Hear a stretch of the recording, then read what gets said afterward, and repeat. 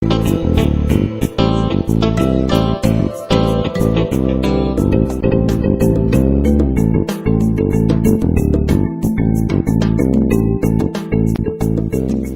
second exhortation I would like to give you to develop or grow in your fellowship with God.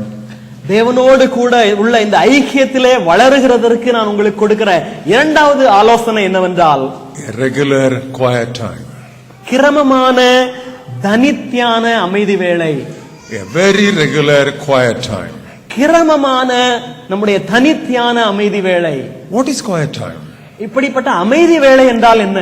It is a time when we withdraw ourselves from the bustle and the noise of the world that is around us to uninterruptedly commune with God. இவ்விதமாக இந்த உலகத்தின் மற்ற காரியங்களிலும் இருக்கிற சந்தடிகளிலிருந்து நம்மை விடுவித்துக் கொண்டு தடையில்லாமல் தேவனோடு கூட நாம் செலவிடுகிற நேரம். You know, in the early days, at least I can tell about only my early days. In 60s and 70s, when a person is born again, especially young people, the first thing we teach them is to how to maintain quiet time.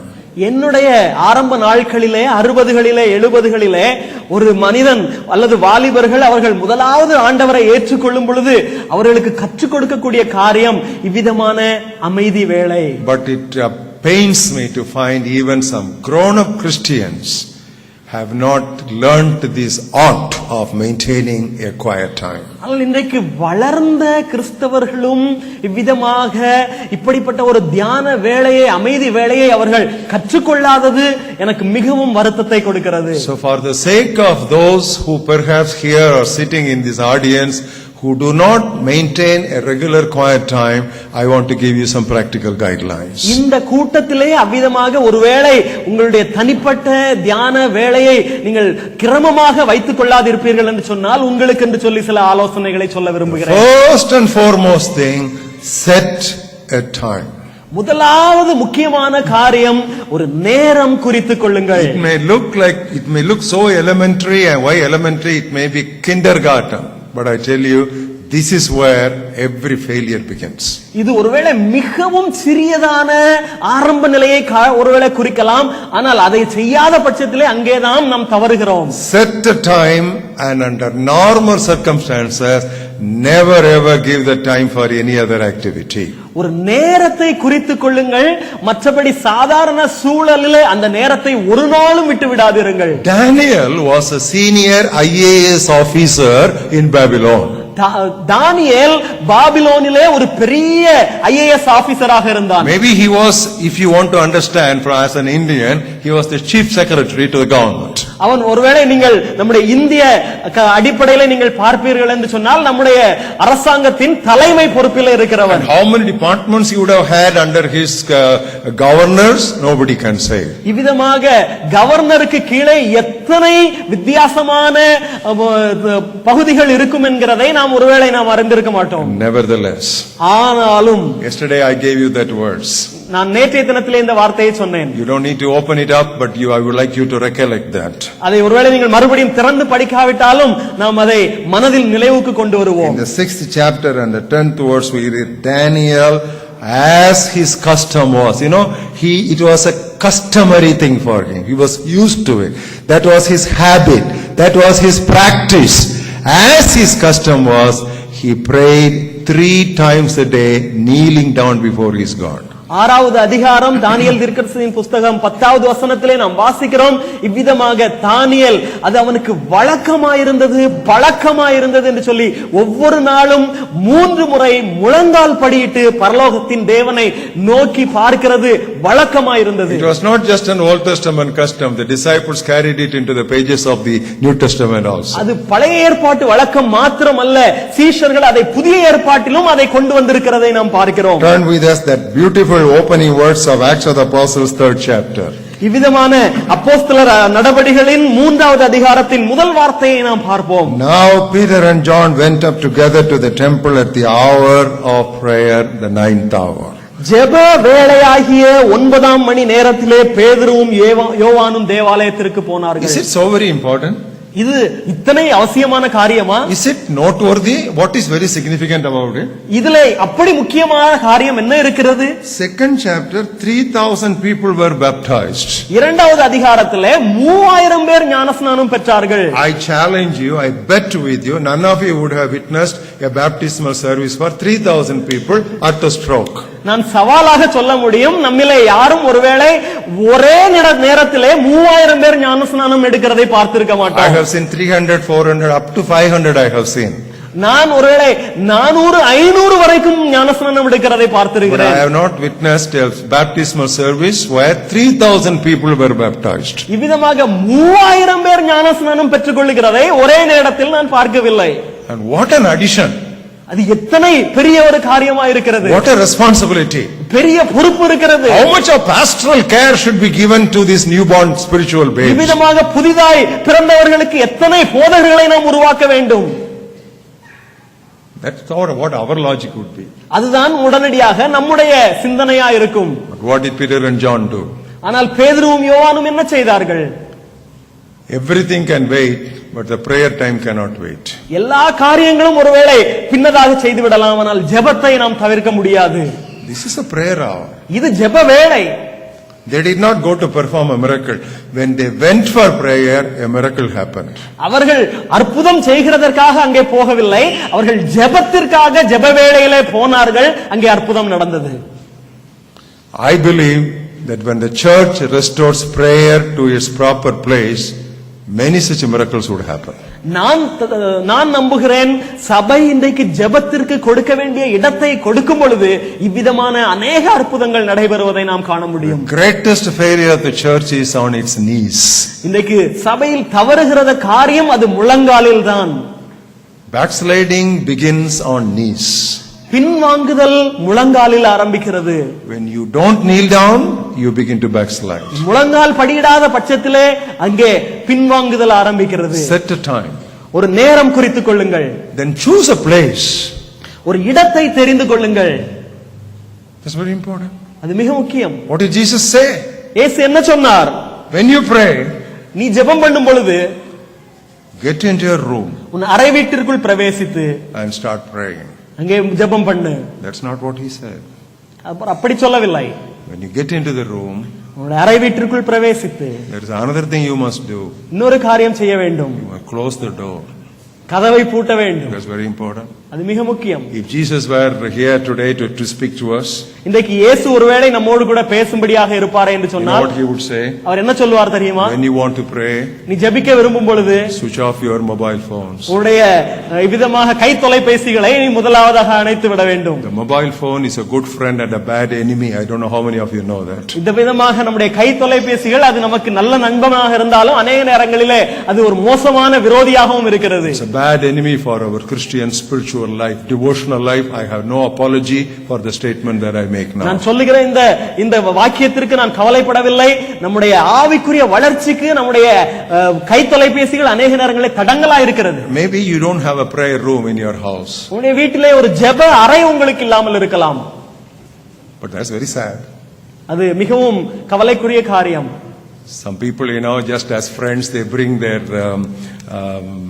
house plan to me to say, Uncle, you just try to suggest something. அநேகர் என்னிடத்திலே தங்களுடைய வீட்டின் வரைபடத்தை கொண்டு வந்து uncle எங்களுக்கு ஒரு காரியத்தை சொல்லுங்கள் என்று சொல்லலாம். The first thing I say is, where is the prayer room? நான் முதலாவது கேட்பேன், ஜெப அறை எங்கே இருக்கிறது? Hindus always build their house with a puja room, but Christians don't have a prayer room. இந்துக்கள் எப்பொழுதும் தங்களுடைய வீட்டிலே ஒரு பூஜை அறையோடு கூட தங்களுடைய வீட்டை கட்டுகிறார்கள். கிறிஸ்தவர்களுக்கு ஒரு ஜெப அறை கிடையாது. Beloved, this is where we have miserably backslidden. இங்கேதான் நாம் பின்தங்கி விட்டோம். Maybe it is a corner. If you don't have a room, there must be a prayer corner for you. ஒருவேளை ஜெப அறை உங்களுக்கு இல்லாவிட்டாலும் ஜெபத்திற்கென்று சொல்லி ஒரு பகுதி, ஒரு மூலை இருக்கலாம். Maybe it is a park or maybe it is a garden, some place where you will have least disturbance from the world that is around you. That's what it means. ஒரு பூங்காவாக இருக்கலாம், பூந்தோட்டமாக இருக்கலாம், அறையாக இருக்கலாம். ஆனால் எங்கே நீங்கள் அதிகமாய் தொந்தரவு இல்லாத ஒரு இடத்தில் தேவனோடு கூட தனித்திருக்க முடியுமோ அந்த இடத்தை தெரிந்து கொள்ளுங்கள். And having set a time and fixed a place, start with Bible meditation. இவ்விதமாக நேரம் குறித்த பின்பு இடத்தை தெரிந்து கொண்ட பின்பு ஒரு வேத தியானத்தோடு துவங்குங்கள். Let God speak to you first before you speak to Him. தேவனிடத்திலே நீங்கள் பேசும் முன்பதாக தேவன் உங்களோடு கூட பேசட்டும். Is it my own supposition? இது ஒருவேளை நானாக தொகுத்து சொல்லுகிற காரியமோ? No, this is the biblical prescription. இது வேதம் நமக்கு கொடுத்திருக்கிற ஒரு பகுதியா இருக்கிறது. Turn with us the book of Ecclesiastes and look at the 5th chapter. பிரசங்கியின் புத்தகம் 5வது அதிகாரத்திலே பார்க்கலாம். We'll read the first 2 verses. முதல் 2 வசனங்களை நாங்கள் வாசிக்கிறோம். Walk prudently when you go to the house of God, and draw near to hear rather than to give the sacrifice of fools. நீ தேவாலயத்துக்கு போகும்போது உன் நடையை காத்துக்கொள். மூடர் பலியிடுவது போல பலியிடுவதை பார்க்கிலும் செவி கொடுக்க சேர்வதே நலம். In other words, it is better to go to hear than to speak. இன்னொரு வார்த்தையிலே சொல்ல வேண்டும் என்று சொன்னால், அங்கே நாம் பேசுகிறதற்காக போவதை விட கேட்கிறதற்காக போவதே மேல். And second verse amplifies it. இரண்டாவது வசனம் அதை இன்னும் விளக்குகிறது. Don't be rash with your mouth and let not your heart utter anything hastily before God. தேவ சமூகத்திலே நீ துணிகரமாய் உன் வாயினால் பேசாமலும் மனம் பதறி ஒரு வார்த்தையும் சொல்லாமலும் இரு. God is in heaven and you are on earth. தேவன் வானத்தில் இருக்கிறார், நீ பூமியில் இருக்கிறாய். Let your words be few. ஆதலால் உன் வார்த்தைகள் சுருக்கமாய் இருப்பதாக. Let God's words be more, let your words be few. தேவனுடைய வார்த்தைகள் அதிகமாய் இருக்கட்டும், உன்னுடைய வார்த்தைகள் குறைவாய் இருக்கட்டும். You first open your Bible, let God speak to you. முதலாவது வேதத்தை திறந்து கொள்ளுங்கள், தேவன் உங்களோடு பேசட்டும். Let the message of the Lord come to you. தேவனுடைய வார்த்தை அல்லது தேவனுடைய செய்தி உங்களுக்கு வரட்டும். Read the Bible until you hear the voice of God from the Bible. தேவனுடைய சத்தத்தை கேட்கும் வரைக்கும் வேதத்தை வாசியுங்கள். Every time you open the Bible, beloved, this is something that is taught in the Sunday school, but I thought reminder would be helpful. இது ஒருவேளை ஓய்வு நாள் பாடசாலையிலே நாம் கற்றுக் கொடுக்கிற காரியமா இருந்தாலும் நான் மறுபடியும் நினைவுறுத்துகிறேன், ஒவ்வொரு நேரமும் நாம் இதை செய்கிறோம். Do not open the Bible as a learned professor. ஒருவேளை நீங்கள் எல்லாம் கற்று தேர்ந்த ஒரு அறிஞரை போல இந்த வேதத்தை திறக்க வேண்டாம். Go to the Bible as a baby. வேதத்திற்கு ஒரு குழந்தையை போல போங்கள். Every time you open the Bible, utter and whisper a prayer, Lord, open my eyes of understanding. In other words, with my own understanding, I cannot understand your Bible. Give me a fresh revelation, a fresh understanding. Open my eyes of understanding that I may behold wondrous things from your word. ஒவ்வொரு முறை இந்த வேதத்தை திறக்கும் பொழுதும் அது நம்முடைய மனதிலே வரட்டும். ஆண்டவரே, உம்முடைய வேதத்தில் உள்ள மகா அதிசயங்களை எல்லாம் நான் பார்க்கும்படி என்னுடைய கண்களை திறந்தருளும். ஒருவேளை என்னுடைய சொந்த அறிவினால் நான் அதை கற்றுக்கொள்ளவே முடியாது, ஆகவே நீர் என்னுடைய அகக்கண்களை திறந்தருளும் என்று சொல்லி ஜெபித்து ஆரம்பிக்கலாம். It is that kind of a reverential attitude that brings in fresh revelations from God's word. அப்படிப்பட்ட அந்த ஒரு பயபக்தியான ஒரு அணுகுமுறைதான் நமக்கு புதிய காரியங்களை, புதிய வெளிப்பாடுகளை வேதத்திலிருந்து கொண்டு வருகிறது. That is what God said, I will look at a man who trembles at my word. ஆகவே தான் தேவன் சொன்னார், என் வசனத்துக்கு நடுங்குகிறவனையே நான் நோக்கி பார்ப்பேன். You know, other things don't impress God, but if God can find a man who trembles at his word, the eyes of the Lord are immediately attracted towards that man. மற்ற காரியங்கள் தேவனை கவர முடியாது. ஒரு மனிதனுடைய இவ்விதமான ஒரு ஆண்டவருடைய வார்த்தையின் மேல் அவன் பயபக்தியாக வாஞ்சியாக இருக்கும் பொழுது அவர் அவனை நோக்கி பார்க்கிறார். And you can ask some questions when you read a passage.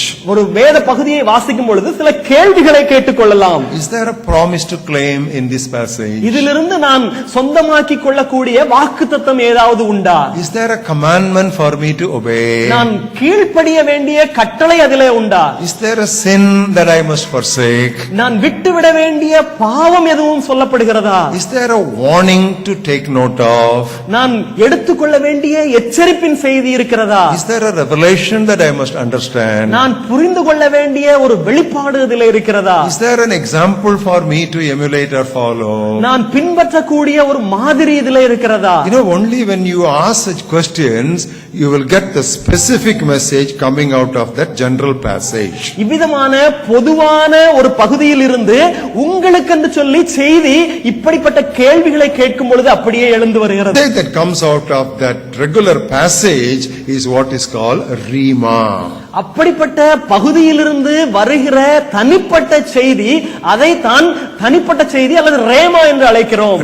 Keep on reading the Bible and sustain in the meditation of the Bible until you get a personal message from God. இவ்விதமாக தனிப்பட்ட செய்தி இந்த பகுதியிலிருந்து வரும் வரைக்கும் தொடர்ந்து தரித்திருந்து தொடர்ச்சியாய் வாசித்துக் கொண்டே இருங்கள். That will be personally useful to you for that day.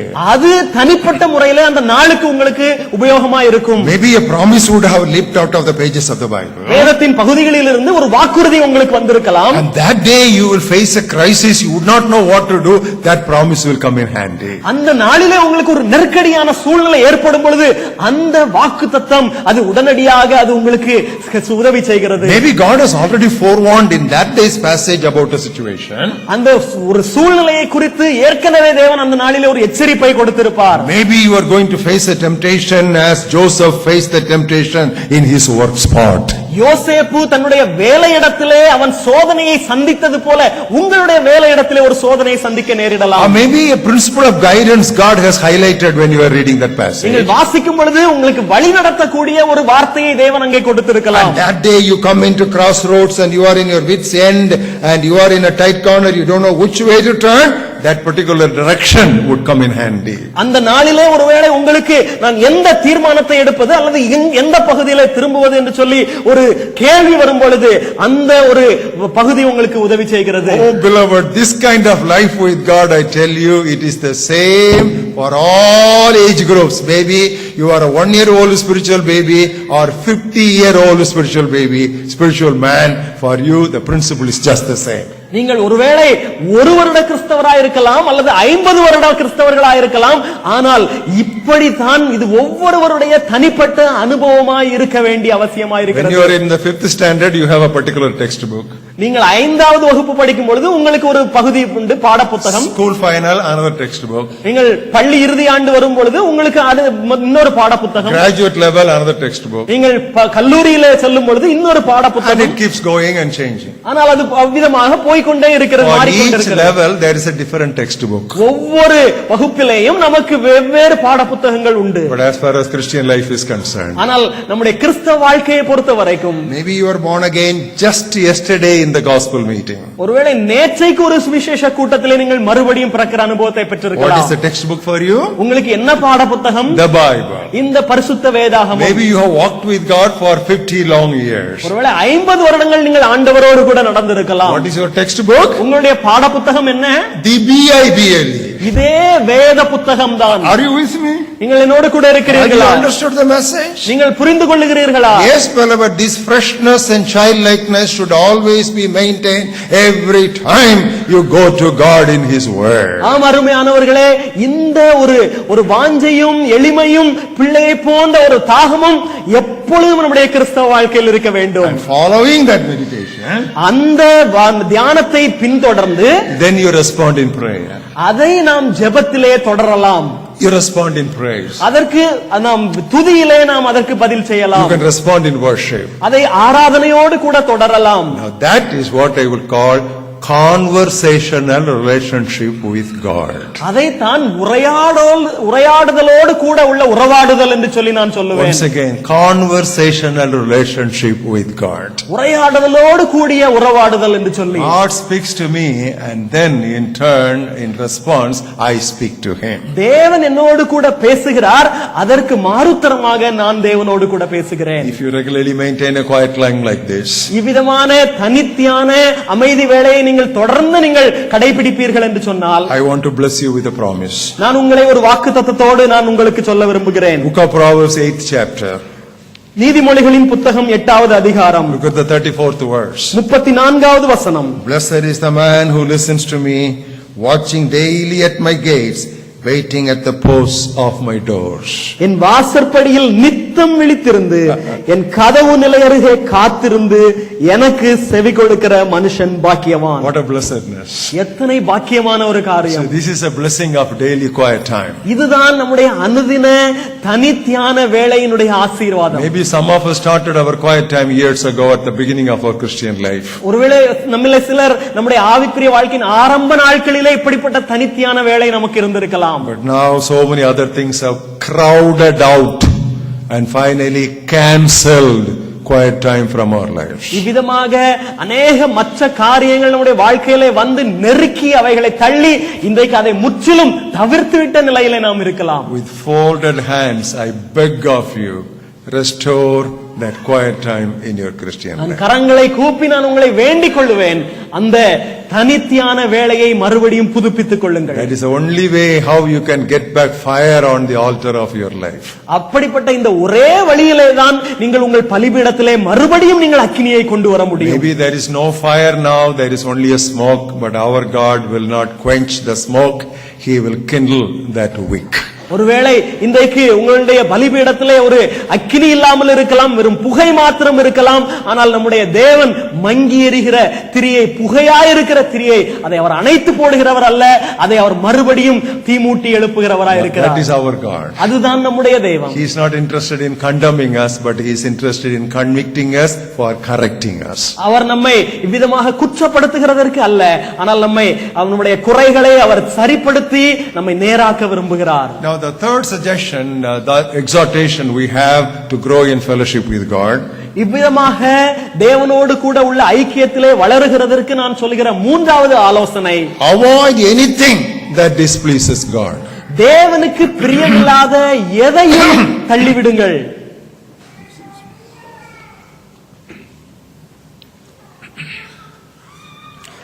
Avoid anything that displeases God.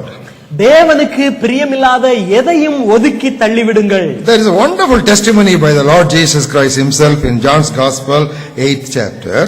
இயேசு கிறிஸ்துவினிடத்திலிருந்தே வருகிற ஒரு அருமையான சாட்சி உண்டு. யோவான் எழுதின சுவிசேஷம் 8வது அதிகாரத்தில் இருக்கிறது. Look at the 29th verse. 29வது வசனத்திலே நாம் அதை பார்க்கலாம். He who sent me is with me. The Father has not left me alone, because I always do those things that please Him. என்னை அனுப்பினவர் என்னுடனே கூட இருக்கிறார். பிதாவுக்கு பிரியமானவைகளையே நான் எப்பொழுதும் செய்கிறபடியால் அவர் என்னை தனியே இருக்க விடவில்லை.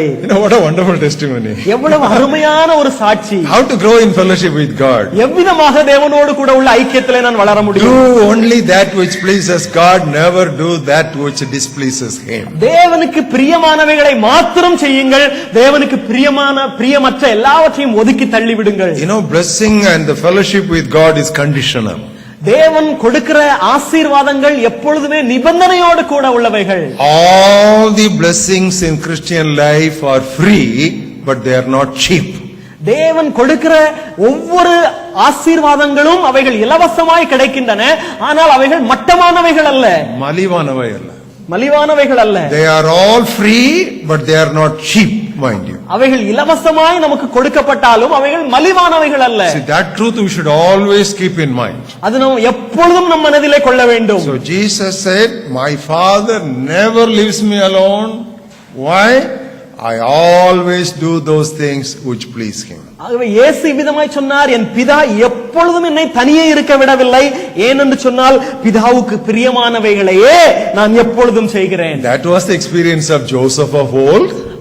பழைய யோசேப்பினுடைய அனுபவமும் அப்படித்தான் இருந்தது. He was maintaining that fellowship with God. அவன் எப்பொழுதும் தேவனோடு கூட ஐக்கியத்தை அவன் வைத்துக் கொண்டிருந்தான். You know what we read about him?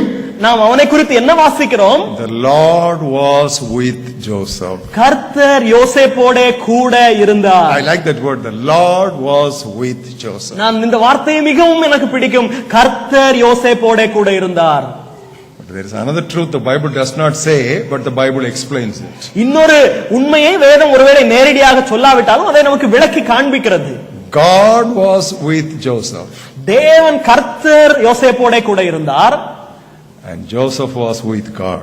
யோசேப்பும் கர்த்தரோடு கூட இருந்தார். That is his responsibility. அது அவனுடைய பொறுப்பு. He constantly realized God's presence in his life. அவன் தொடர்ச்சியாக தன்னுடைய வாழ்க்கையிலே தேவ பிரசன்னத்தை அவன் உணர்ந்து கொண்டிருந்தான். So when a temptation came to him to displease his God, அவனுடைய தேவனை பிரியமற்ற காரியத்தை செய்கிறதற்கு ஒரு சோதனை வரும் பொழுது what did he say? அவன் என்ன சொன்னான்? What will happen if we are caught? That's not what he said. நான் இப்படியாய் மாட்டிக்கொண்டேன் என்று சொன்னால் என்ன செய்வது என்ற கேள்வியை கேட்கவில்லை. What did he say? அவன் என்ன சொன்னான்? How can I commit this sin against God? நான் எப்படி தேவனுக்கு விரோதமாய் பாவம் செய்ய முடியும்? I'm living in live fellowship with God. நான் தேவனோடு கூட உள்ள இந்த ஐக்கியத்திலே இருக்கிறேன். I'm maintaining a live wire contact with my God. நான் தேவனோடு கூட இவ்விதமான ஒரு உயிருள்ள ஐக்கியத்தில் இருக்கிறேன். I am not ready to do anything that will disrupt that fellowship. That's the meaning.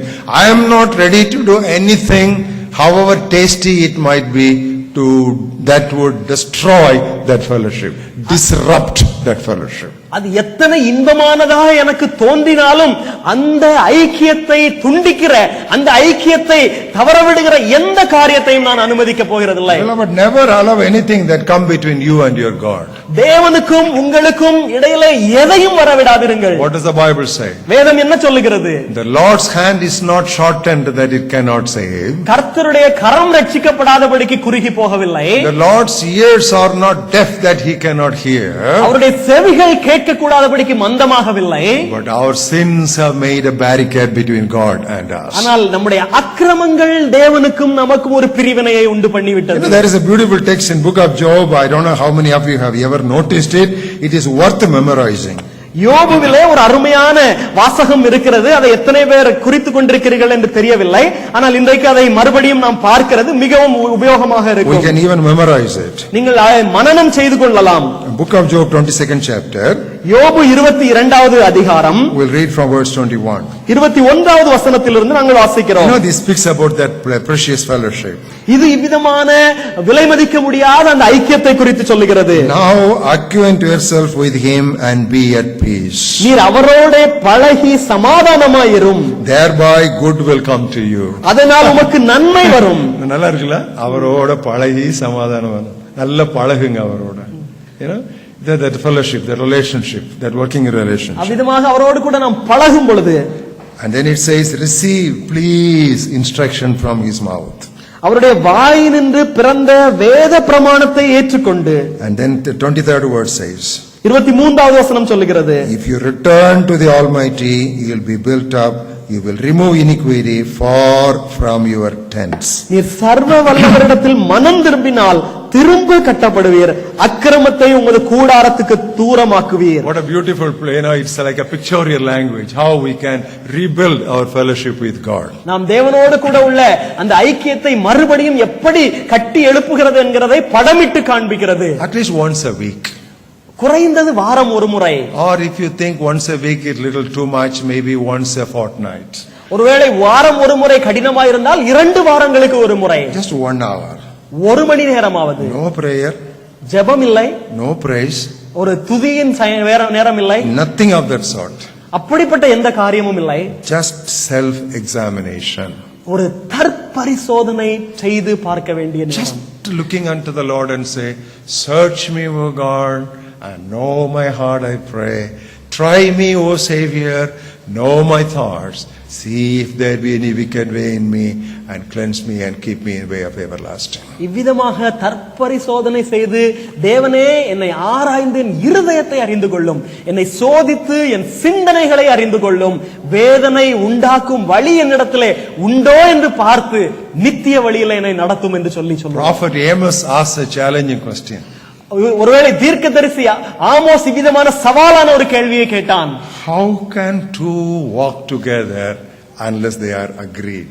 2 பேர் ஒருமித்திருந்தால் ஒழிய எவ்விதம் அவர்கள் ஒன்றாய் நடக்க முடியும்? That's the truth that we have in this fellowship with God. அதுதான் தேவனோடு கூட உள்ள அந்த ஐக்கியத்திலே நமக்கு உண்மையை காண்பிக்கிறது. If we are in conflict with God, நாம் ஒருவேளை தேவனோடு கூட நாம் முரண்பாடோடு இருப்போம் என்று சொன்னார், and we are doing things that he does not like, அவருக்கு பிரியமில்லாத காரியங்களை நாம் செய்வோம் என்று சொன்னார், we are not agreeing together. நாம் ஒருவர் நாம் ஒரு மனதோடு இருக்கவில்லை. So we cannot walk together. நாம் ஒருவேளை இசைந்து நடக்க முடியாது. The fellowship gets disrupted there. ஐக்கியம் அங்கே அது பாதிக்கப்படுகிறது. Shall I give you some questions? ஒரு சில கேள்விகளை நான் கேட்கட்டுமா? He is my savior. அவர் என்னுடைய இரட்சகர். Do I walk in faith as a believer? நான் ஒரு விசுவாசியாக அவரோடு கூட நான் விசுவாசத்திலே நடக்கிறேனா? He is my Lord. அவர் என்னுடைய கர்த்தர். Do I obey him as his disciple? நான் அவருடைய சீஷனாக அவருக்கு கீழ்ப்படிந்து நடக்கிறேனா? He is my shepherd. அவர் என்னுடைய மேய்ப்பன். Do I follow him as a sheep? நான் ஒரு ஆட்டுக்குட்டியாக அவரை பின்பற்றுகிறேனா? He is the vine.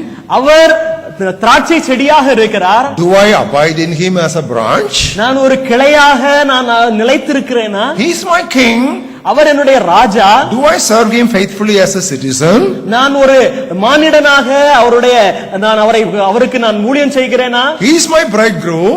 அவர் என்னுடைய மணவாளனா இருக்கிறார். And do I love him as his bride? நான் மணவாட்டியாக அவரை நேசிக்கிறேனா? Now I just give some sampling as questions. Now you can just develop as you read the Bible. There are so many relationship pictures with God that you can take as your personal self-examination. நான் மாதிரியாக சில கேள்விகளை நான் உங்களுக்கு கொடுத்தேன். வேதம் முழுவதும் அநேக காரியங்கள் ஆண்டவரோடு கூட உள்ள உறவை நமக்கு காண்பிக்கிறது. நான் கேள்வி கேட்டு பார்த்துக் கொள்ளலாம். Don't hide anything from God. தேவனிடத்திலிருந்து எதையும் நீங்கள் மறைக்க வேண்டாம். You know why? ஏன் தெரியுமா? You cannot hide anything from God.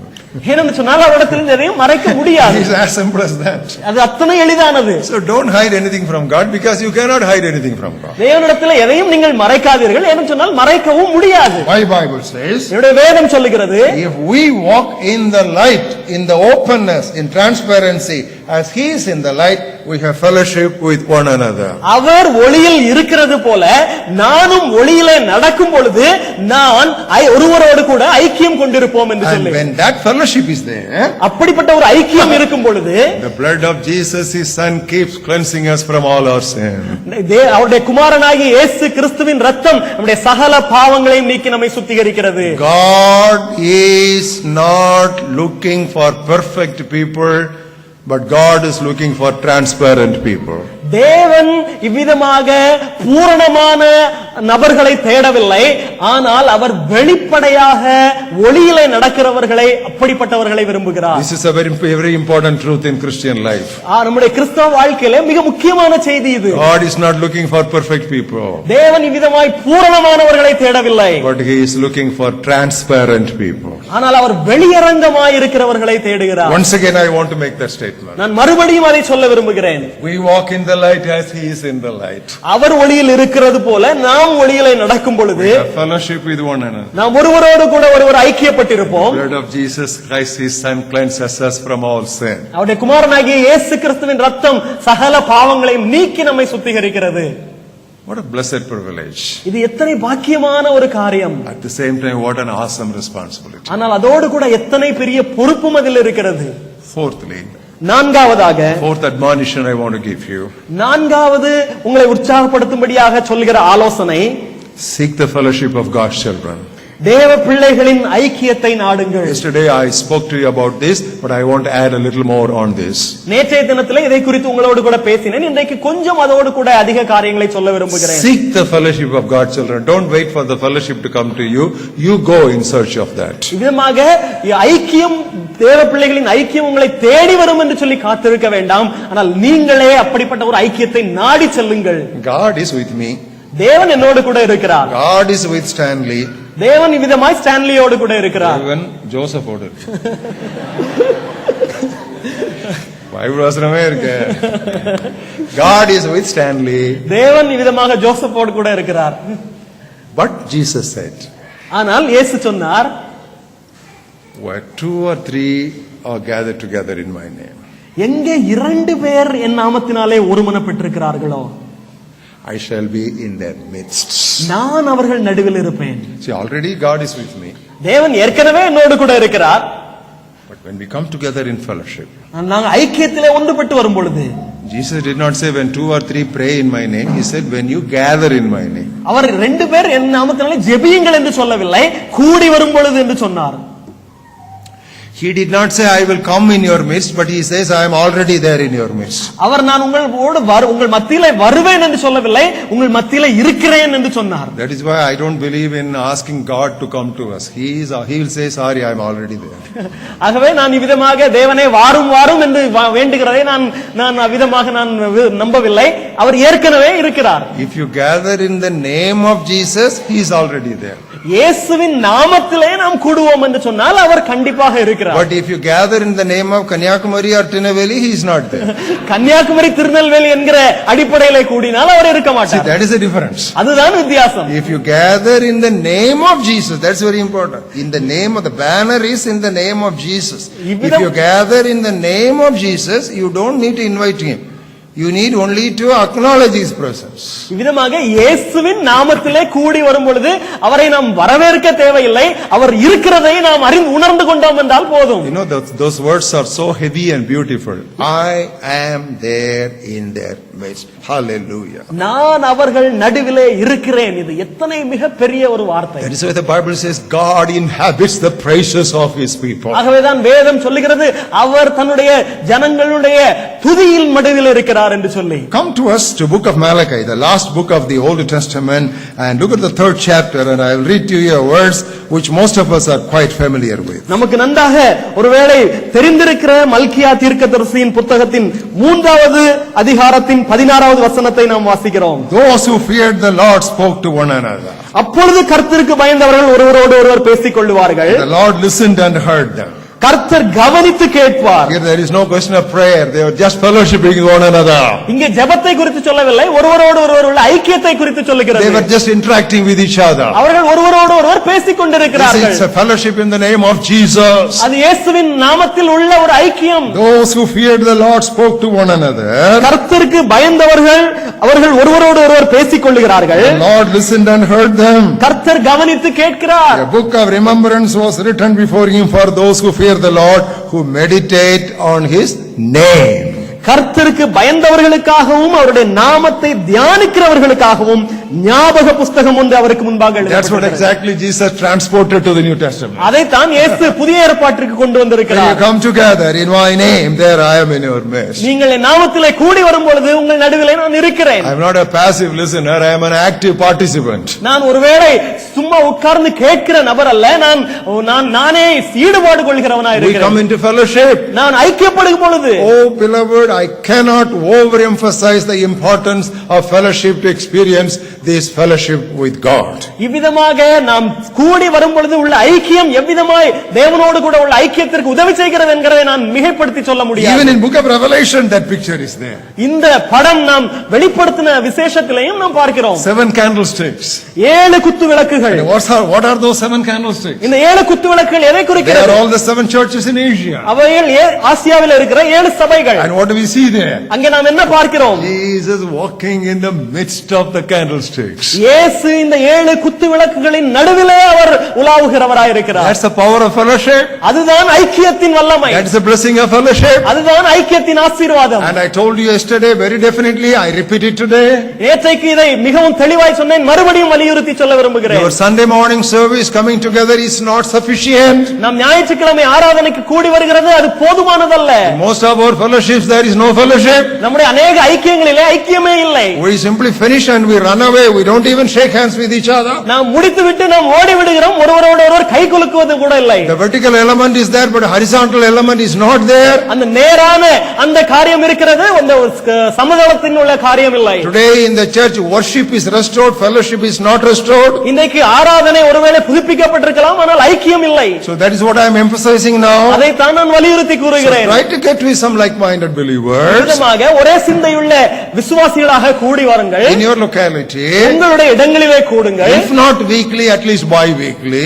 ஒருவேளை வாரம் ஒரு முறை இல்லாவிட்டால் 2 வாரங்களுக்கு ஒரு முறை Just gather together. ஒருவேளை கூடி வாருங்கள், Fellowship. ஐக்கியம் கொள்ளுங்கள், And experience and enjoy the presence of God. தேவனுடைய பிரசன்னத்தை நீங்கள் அனுபவிக்க முடியும். Fifthly and finally, 5வதாக கடைசியாக this is the exhortation I want to give you. இந்த ஆலோசனையை நான் உங்களுக்கு சொல்ல விரும்புகிறேன். Do not go by feelings. வெறும் உணர்ச்சிகளை சார்ந்திராதிருங்கள். Do not go by feelings. உணர்ச்சிகளை மாத்திரம் சார்ந்திராதிருங்கள். I want to give you a lesson. நான் உங்களுக்கு ஒரு பாடம் சொல்ல விரும்புகிறேன். In Christian life there are 3 aspects. கிறிஸ்தவ வாழ்க்கையிலே 3 அம்சங்கள் உண்டு. Number 1, facts. முதலாவது உண்மை. Next is faith. இரண்டாவது விசுவாசம், Third is feelings. மூன்றாவது உணர்வுகள். Never ever change this order. இந்த வரிசையை ஒரு நாளும் மாற்றி விடாதிருங்கள். First facts. முதலாவது உண்மை, First truth. முதலாவது சத்தியம். What is established in the world. வசனம் நமக்கு எதை வலியுறுத்தி இருக்கிறதோ அது. Second is faith. இரண்டாவது விசுவாசம், You believe that. நீங்கள் அதை விசுவாசிக்கிறீர்கள். Thirdly, மூன்றாவது depending upon your psychological, mental makeup, உங்களுடைய தனிப்பட்ட மன ஏற்படுத்துதலின்படி feelings may or may not be there. உணர்வுகள் இருக்கலாம் அல்லது இல்லாமல் இருக்கலாம். Feelings do not alter the facts. உணர்வுகள் உண்மையை மாற்ற போகிறதில்லை. That's very important. அது மிக முக்கியம். First facts, முதலாவது உண்மை, then faith, விசுவாசம், third feelings. மூன்றாவது உணர்வுகள். Third only is feelings. மூன்றாவது மாத்திரமே உணர்வுகள். There are suppose two students. இரண்டு மாணவர்கள் இருந்தார்கள். I still remember this happened in 1962. 1962வது வருஷம் நடந்த இந்த காரியம் எனக்கு இன்னும் ஞாபகம் You இருக்கிறது. know, the SSLC results will come first of all in Malay Murasu. முதலாவதாக மாலை முரசு பத்திரிகையிலே தான் நம்முடைய 10ஆம் வகுப்பு தேர்வு முடிவுகள் வரும். So whatever may be the mistakes there, Malay Murasu was the authentic thing that day. அதுல எத்தனை தவறுகள் இருந்தாலும் மாலை முரசு தான் அன்றைக்கு நாம் சார்ந்து இருக்க வேண்டிய ஒன்றா இருந்தது. And we will quickly open up. முதலாம் வேகமாக அதை திறந்து, When I saw my number, என்னுடைய எண்ணை நான் பார்த்த பொழுது I jumped to the roof. நான் விதமாக வானத்திற்கு குதித்தேன். But my friend was standing nearby. என்னுடைய நண்பன் எனக்கு அருகில் இருந்தான். He found his number also there. அவனுடைய எண்ணையும் அங்கே பார்த்து விட்டான். He said, wonderful. அவன் நல்லது, சந்தோஷப்பட்டான். He did not jump even 1 inch, but I jumped to the roof.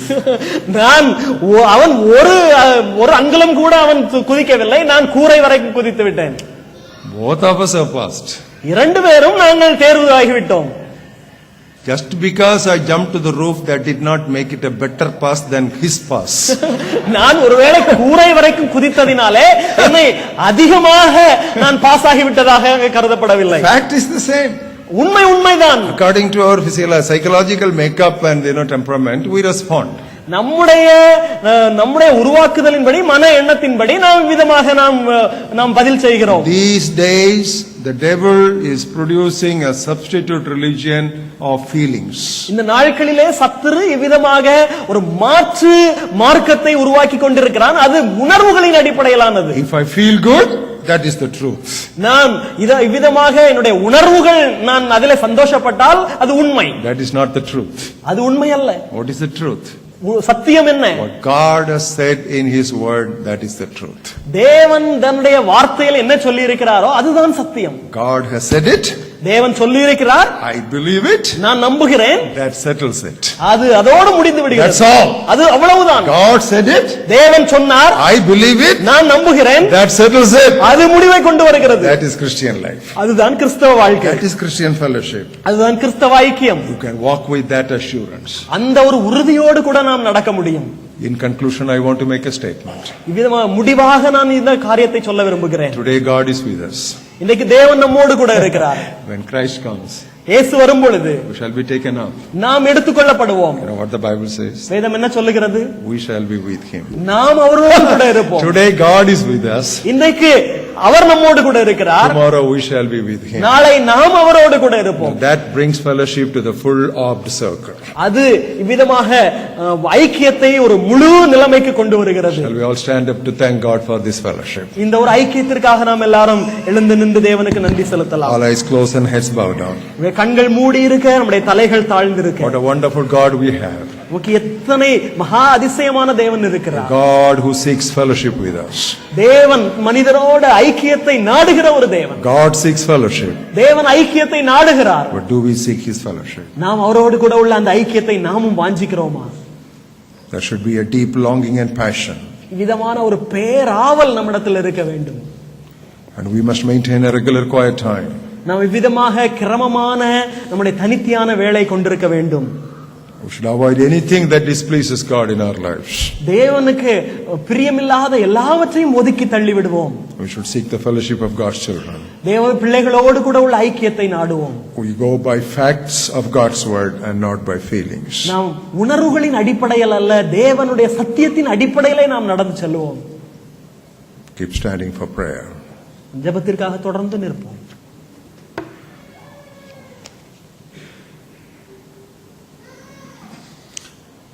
கர்த்தாவே, இந்த விதமாக நாங்கள் உமது சிஷ்யனாக இருக்க அந்த ஐக்கியத்தை திரும்பவும் எங்களுக்கு உணர்த்தினீர் தகப்பனே. நாங்கள் உமது சிஷ்யர்களாக வளர வேண்டும். ஆம், இந்த வளர்ச்சியிலே நாங்கள் மூடு ஐக்கியப்பட்டு இருக்கும் காரியங்களை குறித்து நாங்கள் 5 விதமாக பார்த்தோம் தகப்பனே. எப்படி ஒரு கையில் 5 விரல்கள் இருக்கிறதோ அவ்வண்ணமாக இந்த 5 விரல்களும் கூடி சேர்ந்து ஊழியம் செய்ய தகப்பனே, இந்த நேரத்திலே நீர் எங்களுக்கு போய் தந்ததுக்காக நன்றி தகப்பனே. நாங்கள் எங்களை சீஷர்களாக அழைத்திருக்கிறீர் தகப்பனே. அந்த சீஷர்களாக நாங்கள் நிலைத்திருக்க எங்களை வழிநடத்தும். God our Father, you have called us to be your disciples. Yes, to be your disciples. Not only just to believe you, but to be your disciples, Father. Thank you for reaffirming this evening once again the 5 concerns of fellowship, Lord. Help us to grow in this. Yes, help us to grow in this. Hallelujah. Thank you, Father. Thank you, Lord. We think of the many disciples who have walked in this way. Yes, இந்த விதமாக நடந்த ஒவ்வொரு சீஷரும் நினைவு கூறுகிறோம் தாப்பனே. நாங்கள் இந்த நாளிலே எதிரையும் தவறி இருக்கும் காரியங்களிலே இந்த நேரத்திலே உமது அண்டை மன்னிப்பு கேட்கிறோம் தாப்பனே. திரும்பவும் எங்களை உறுதிப்படுத்தும். நாங்கள் சீஷர்களாக இந்த காலத்திலே இந்த நாட்டிலே நடக்க வேண்டும். சீஷர்களாக மற்றவர்களை உமது அன்புக்குள் கொண்டு வர வேண்டும். உமது விசுவாசத்துக்குள் கொண்டு வர வேண்டும் தாப்பனே. நாங்கள் உமது சீஷர்களாக இருக்கிறதுனாலே மற்றவர்கள் உம்மை பின்பற்ற வேண்டும் தாப்பனே. Yes, Lord, today as we are your disciples, Lord, others need to come together. Thank you, Lord, once again for this time. Thank you, Lord. Thank you. உமது சீஷர்களுக்கு நீர் போய்த்து கொடுத்தீர். அவ்வண்ணமாக நாங்களும் நோக்கி ஜெபிக்கிறோம். Come, let's pray together. கர்த்தருடைய ஜெபத்தை நாம் சேர்ந்து ஜெபிப்போமாக. பரமண்டலங்களில் இருக்கிற எங்கள் பிதாவே, நாமும் பரிசுத்தப்படுவதாக, ராஜ்யம் வருவதாக, விசுத்தம் பரமண்டலத்திலே செய்யப்படுவது போல பூமியிலும் செய்யப்படுவதாக. அன்புள்ள அப்பத்தை எங்களுக்கு இன்று தாரும். எங்களுக்கு விரோதமாய் குற்றங்களை நாங்கள் மன்னிக்கிறது போல எங்கள் குற்றங்களை எங்களுக்கு மன்னியும். எங்கள் சோதனைக்குள் பிரவேசிக்க பண்ணாமல் தீமை ரட்சித்துக் கொள்ளும். ராஜ்யமும் வல்லமையும் மகிமையும் என்னென்னைக்கு முடிவைகளே. ஆமேன். தேவனாகிய பிதா, தேவனாகிய குமாரன், தேவனாகிய பரிசுத்த ஆவி உங்களை ஆசீர்வதித்து இன்றும் என்றும் உங்களை காத்துக் கொள்வாராக. ஆமேன். அவரும் சேர்ந்து என் ஆத்மாவே கர்த்தரை சோஸ்திரி, நாமத்தை சோஸ்திரி. ஆத்மாவே கர்த்தரை சோஸ்திரி, கர்த்தர் செய்யும் சகல. ஆமீன். சமாதானத்துடன் போய் கர்த்தரை சேவியுங்கள். சற்று நேரம் உட்காருங்களா.